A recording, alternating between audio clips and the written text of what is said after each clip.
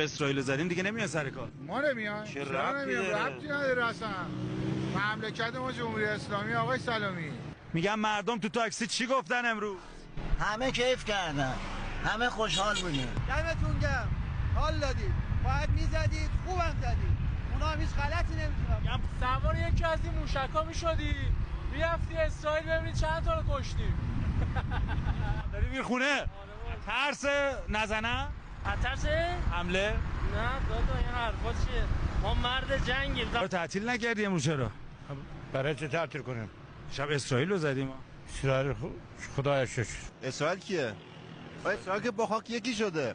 مگه میتونم میان؟ اسرائیل اگه جرأتی کارو داشت همون دیشب حمله میکرد، همون دیشب جواب میداد.